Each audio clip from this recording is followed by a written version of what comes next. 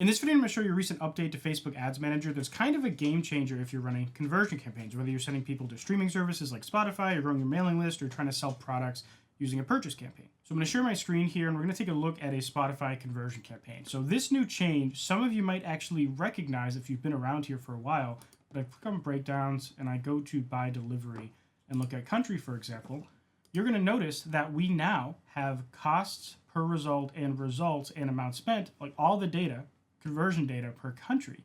And this is something that we used to have before iOS 14 when they took it away from us, and all of a sudden then we would just see everything in this unknown column at the bottom.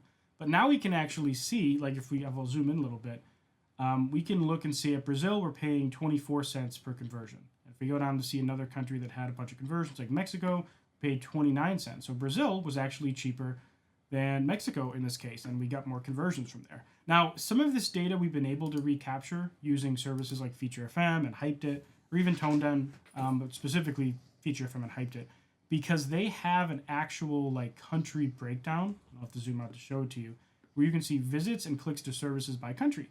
So what you could have done before, like for the last year and a half, we haven't had this data, is you would have to like get the amount spent data from Facebook and just put it in Excel, match all the countries up by clicks to services, and just do some math. It's not hard, it's just really tedious. And now you can just directly see your cost per conversion per country. And there's a lot of really cool things you can do with this, but first let me show you a couple other really awesome things. We can look at breakdowns by delivery, age. And so this is something you wouldn't get with Feature FM or Hyped It because they don't know the age of the user. So we can see on average that 18 to 34, 29 cents a conversion. We go above that, it's roughly 32. And I can do breakdowns by delivery gender, and we can take a look at what the cost is, and it's essentially identical per gender. But we can look at age and gender, and maybe we'll see something else. So the cheapest bracket range here was 18 to 24. Female, 35 to 44 female was actually pretty cheap as well. But for whatever reason, they couldn't get that many conversions there. We got the most from 25 to 34-year-old males. So even if you can't act on this data, you can still use it to learn a lot about your audience and which audiences are converting the best. Now, what do you do with this information? That's probably the hardest part. I wouldn't encourage you to go and look at this data and start carving chunks of your campaign out, like looking and being like, oh, I'm going to not target 35 to 44 at all anymore because it's more expensive. And like looking at, let's say, for example, placements, I wouldn't go in here and look and see, okay, well, this placement was, we're spending a lot on Instagram feed, and it's actually the most expensive, but we have the most conversions there. So let me go remove Instagram feed. I wouldn't go ahead and do that. Because if you do, you're taking away Facebook's flexibility and options to like dynamically target different things based on what's cheaper in the auction and where more people are hanging out. So that being said, I wouldn't keep tweaking a campaign, because also like putting your campaign in back in the learning phase every time you edit it, that can really mess up how Facebook learns. And if you do that too often, you can really mess things up. But what I would do is just kind of notice trends. If you notice when you're running a campaign that pretty dramatically certain ages, certain genders are responding badly, and if you notice that certain placements are wasting your money because they're spending a lot of money and they're really expensive cost per conversion, I wouldn't just keep tweaking all this stuff as you go. But if you notice like a pretty dramatic swing, I might either make a new ad set or make a new campaign and test out a campaign that's more tailored based on this data. So like don't go in the campaign and start tweaking stuff and editing it and putting it back in review and doing that like every day. But after maybe like a longer period of time, like a few days or a week, look at this data, try to see if you notice anything special, and try to make a new ad set or a new campaign that utilizes that. And I'll give you another example. If I look at this country data again and I go down to the United States, we can see the United States had 17 conversions at an average cost of 34 cents per conversion. That's really good for the United States. So you might be inclined to go make a campaign with just targeting the United States and see how it goes. But that's something you could totally try. And that's actually something that I might try based on this, but I'd be willing to bet that it would be much more expensive than 34 cents. Because when you tell Facebook, like, you have to spend this money in this place, you don't give them the flexibility to go between a bunch of things, typically your costs go higher. And to the same extent, if I were to just look at the ad sets in this campaign, that's the same reason why I don't tell people to turn off every ad set except for one. Like if you notice a certain audience you're targeting is performing dramatically better, and you had like 5, I wouldn't turn it down to leave just that one, because sometimes the costs go up.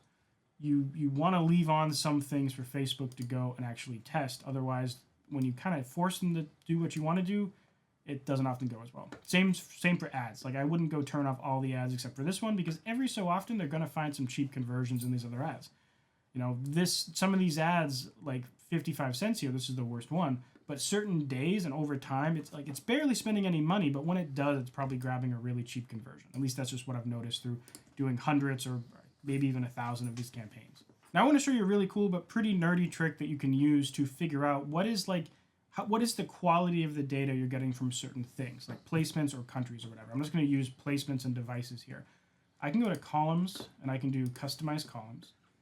And in here, we could add clicks. And then we'll just grab unique link clicks. Sure. And then I could grab landing page views, and I'll grab unique because I don't want multiples from the same person. And I could also create a custom metric. And I'm going to put in here, I'm going to do clicks. It's going to be unique link clicks. I'm going to click this divide by button. And then this is going to be results. And so here I tried typing in results, but that's not an option. I'm using a custom conversion, so I clicked on this custom conversions thing over here, and I'm just going to type in FFM all. So this is going to be, and actually I think I want this the other way around.